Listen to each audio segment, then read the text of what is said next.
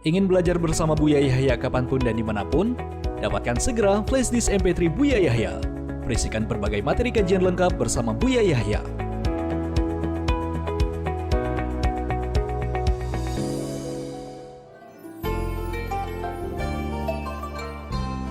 Assalamualaikum warahmatullahi wabarakatuh, Buya. Assalamualaikum warahmatullahi wabarakatuh. Saya Mbak dari Indramayu mau bertanya. Saya istri kedua dan saya dinikahi melalui siri. Dan setelah istri pertamanya mengetahui, suami saya dituntut untuk menceraikan saya. Akhirnya suami menghubungi saya dan beliau meminta biar saya mau dipertemukan dengan istri pertamanya dan dicerai di hadapan istrinya. Tetapi itu semata-mata hanya rekayasa supaya istri pertamanya percaya bahwa kita sudah pisah. Akhirnya suami pun minta menuruti istri pertamanya dan menceraikan saya dipaksa sama istri pertama supaya menjatuhkan talak 3 sekaligus. Setelah itu suami saya minta rujuk kembali. Apa hukumnya, Buya? Jika dia terpaksa karena istrinya mengucapkan talak 3 sekaligus, apakah sah jatuh talak? Kemudian kejadian ini sudah 2 kali, Buya. Saya dibegitukan dicerai di hadapan istrinya, meski hanya pura-pura, biar istrinya percaya bahwa kita sudah pisah. Apakah saya hanya sebagai permainan suami saja, Buya? Apakah saya harus meninggalkan suami seperti itu? Mohon jawabannya, Buya. Terima kasih. Baik. Jawaban untuk 3 orang. Suami pertama, kemudian istri kedua, kemudian istri pertama. Untuk suami, hati-hati dengan istilah kalimat perceraian. Memang perceraian tidak akan terjadi kalau dipaksa, tapi paksaannya model apa? Paksaannya memaksa orang yang bisa mewujudkan paksaannya, misalnya mau dibunuh. Kalau tidak kau cerai istrimu, kau akan kubunuh. Kalau dan ini. Nah, kalau hanya sekedar istri yang menuntut begitu, belum terpaksa. Maka kalau ada suami mencerai seperti itu, jatuh cerainya. Maka hati-hati kepada semua kaum pria, jangan main kalimat cerai. Ini yang pertama. Dan juga nasihat bagi orang yang seperti ini, ya, selagi mau melangkah untuk menikah lagi, tentunya jangan sampai berbuat zalim dengan wanita yang dinikahinya. Tentunya sesuai dengan komitmennya. Seperti apa sih kesepakatannya? Tidak boleh sewenang-wenang juga, artinya tidak boleh melakukan kezaliman, karena sudah mengambil dengan atas nama Allah. Baik. Kemudian istri yang kedua, kesiapan Anda. Sebenarnya Anda waktu itu kan boleh memilih antara Anda mau dan tidak mau, karena Anda tahu dia sudah beristri. Lah kalau tiba-tiba Anda melangkah ke sana, tentunya harus ada hal yang sudah ada di dalam pikiran dan hati Anda tentang harapan-harapannya. Nah, disinilah maka kalau sudah seorang menjadi istri kedua siap melangkah ke sana, tentunya harus siap resiko-resikonya.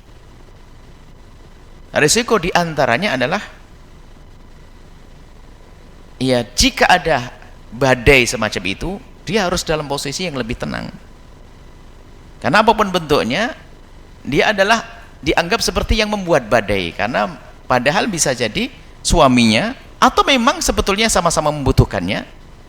Dan bisa jadi semuanya tidak salah. Akan tapi apa bentuknya, sebagai istri yang kedua, Anda harus siap dengan bermacam kemungkinan-kemungkinan. Maka harus siap dengan ketabahan. Niat bukan untuk merusak keluarga yang pertama. Niat, bahkan niatkan barangkali bisa menyempurnakan. Niat yang baik, jangan sampai niat yang jelek.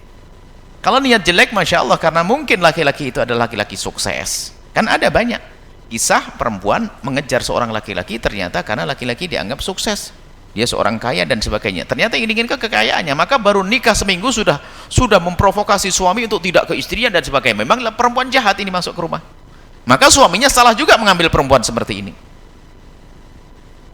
Nah, ini salah mengambil perempuan yang jahat dimasukkan ke rumahnya, sehingga menjadi sebab permasalahan di dalam rumahnya atau dinikahi. Baik, jika istri kedua ini adalah sudah tahu bahasanya suaminya sudah punya istri, maka dia harus kemungkinan-kemungkinan dan kesiapan. Bahkan alangkah banyaknya suami berani menikah dengan istri kedua karena ada harapan-harapan yang diberikan oleh istri yang kedua. Bahkan mungkin laki-laki itu tidak berani kecuali memang ada harapan. Misalnya apa? Karena mungkin sungguh atau berbohong, ini babnya beda. Babnya ini bukan urusan itu. Bisa saja seorang wanita itu mengatakan, "Bang, saya hanya perlu ketenangan saja." Atau "Wahai laki-laki, yang penting aku itu terjaga, sudahlah." Dan mungkin dia benar-benar seperti itu. Yang penting aku terjaga supaya orang tidak mengganggu saya punya suami yang halal untuk ngobrol sebagainya. Bahkan ada yang berani berkata bahwasanya, biarpun saya hanya didatangi sebulan sekali dan sebagainya, saya mau. Nah, ini gara-gara omongan begini seorang laki-laki menjadi berani. Semula dia nggak berani, karena apa? Dia harus urusan ini. Akan tapi di saat seperti itu, sementara sang laki-laki punya keinginan juga, sebetulnya ini sudah gayung bersambut dengan cara semacam ini.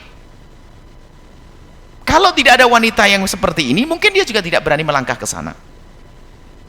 Artinya seorang wanita istri kedua ini memang harus dengan segala konsekuensinya, segala akibatnya, harus bisa nerima. Niatnya baik karena Allah, bukan niat dunia. Lihat, nanti Allah akan berikan segala kebaikan. Maka kembali yang bertanya, sudah tata hati Anda kalau menjadi istri kedua niatnya baik karena Allah, bukan niat merusak rumah tangganya orang, bukan karena tamak dengan dunianya. Bahkan mungkin karena Anda melihat dia orang baik, Anda ingin mendapatkan kebaikannya untuk bisa menjadi Anda wanita baik. Itu adalah sah-sah saja wanita semacam itu. Biarpun sebetulnya Anda bisa saja mau mengambil keputusan tidak karena milih yang sendirian, sah. Tapi setelah Anda memilih di sini, harus Anda punya persiapan. Bisa jadi suatu ketika istri pertama akan marah. Di saat istri pertama marah, Anda harus memposisikan sebagai orang yang merasa bersalah. Jangan lalu berkata, kan kita punya hak sama. Itu kesombongan, menjadi tambah marah sana. Dengan kelembutan, dengan baik, dan seterusnya.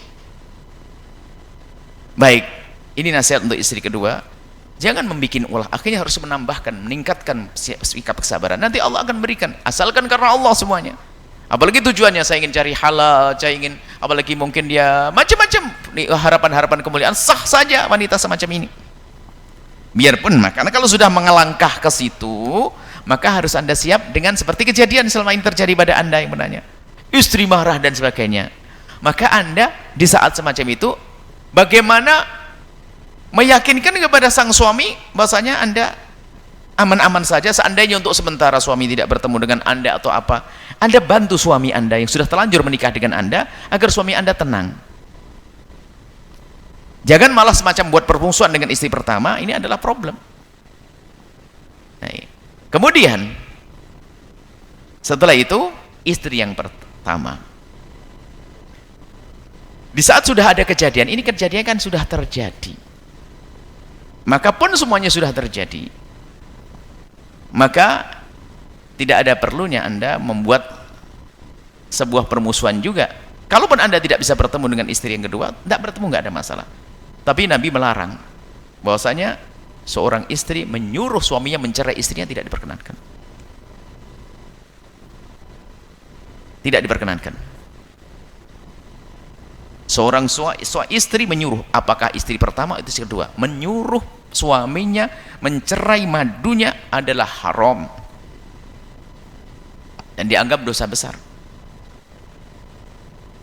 Semuanya sudah terjadi, tinggal sama-sama menata hati. Berdoa yang baik. Bahkan mungkin doanya lintasan-lintasan jelek. Doa ya semoga madu saya mati. Doa mati ini kenapa doa jelek? Kalau sama-sama dikabul, doa yang baik saja. Jadikan hati saya tenang dan bisa bahagia ya Allah dengan keadaan apapun. Selesai.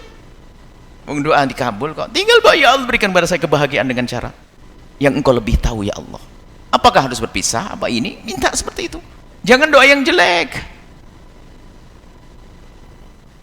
Baik, ini adalah kalau kondisi ini pasti tetap problem ada. Ya jangan terlalu kadang-kadang ya memanas-manasi. Pasang DP, istri kedua pasang DP yang macam-macam, bahkan nggak dikasih suami bilang, aduh bang terima kasih atas hadiahnya. Padahal nggak kasih hadiah, manas-manasi so, ngajak perang ini. Ini banyak ini. Akan tapi karena ini adalah urusan dengan manusia yang bisa saja dengan ini semua menjadi bermusuhan dengan Allah, dimurkai Allah, maka hendaknya waspada. Semuanya, di istri kedua waspada, istri pertama waspada, suami waspada. Kemudian lebih dari itu kami ingatkan kepada para suami, itulah problematika di dalam nikah 2 dan 3. Maka dari itu tidak akan melangkah ke sana kecuali memang harus ada keyakinan atau persiapan. Dan jangan main-main maksudnya. Jangan main-main pernikahan hanya sekedar untuk, kan ada pernikahan hanya sekedar keren-kerenan saja.